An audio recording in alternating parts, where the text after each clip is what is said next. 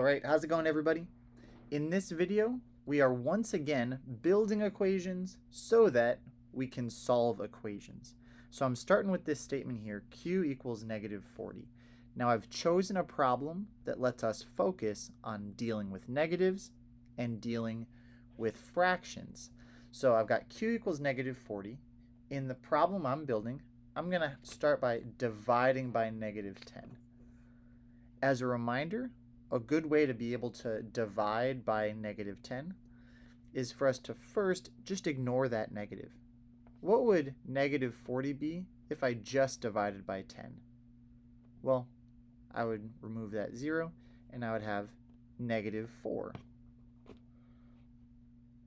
But I do have a negative, and so I need to flip the sign of my answer. So instead of negative 4, positive 4 is my answer. So q divided by negative 10 is positive 4. And then let's say I want to add 3. If I add it to one side, I have to add it to the other. So my 4 becomes 7. So that's maybe the equation that you would see, and then you'd be asked to solve it. So if I look at the picture, well, I can tell that this 3 was the most recent thing that I added. One tip to be able to see that it's recent is that there's no parentheses, which means no multiplication or division happened to any groups. So this division happened early in the process. So that happened early, and then this happened second. So I have to undo things in order. So I subtract by 3 on both sides, and I divide by I'm currently being divided by negative 10, which means I need to multiply by negative 10 on both sides in order to get my answer. Let's try a different problem. Let's say I start with q and I subtract 20. So q minus 20 is going to give me negative 60. Because I was already a negative number, and now I'm going more negative. It's like I'm in debt by $40, and then I lose another 20. Now I'm in debt by $60.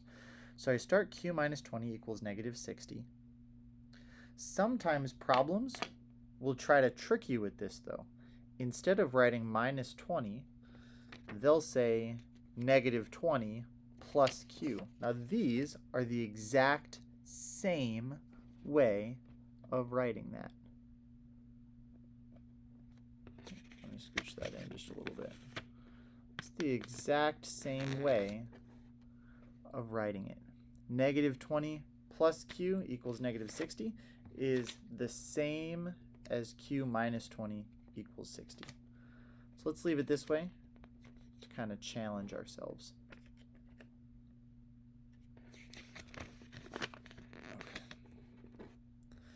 Now next step, I want to divide by negative 10. One way I could show that is to draw one really big fraction bar, and everything gets divided by negative 10. So my negative 60 gets reduced down to 6. That same trick as before. I start by dividing it by just 10, which gives me negative 6, and then I flip the sign. So positive 6. So negative 20 plus q, all divided by 10, would be an equation. But similar to how we could write the negative 20 in multiple different ways, division can be written in multiple ways. So let me show you another option for how you might see it. You might see these big parentheses like we've seen before, parentheses, parentheses. Now, you might be thinking, oh, parentheses, that means multiplication. And that's right, it does. Multiplication and division are so similar that they both use parentheses. So I could say 1 divided by negative 10, and then multiply that whole thing using the parentheses. So this setup is exactly the same setup as if I swapped out these parentheses and just used one really big fraction bar, like that. let's do this. Again, just practicing what I think is harder.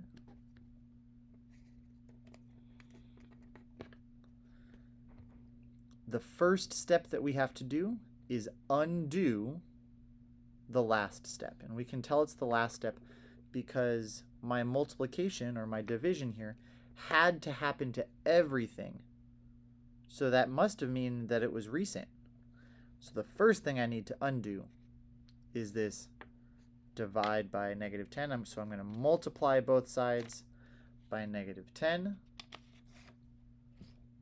And then I'm going to add 20 to both sides. And I get back to my original. All right, thank you. Have a great day.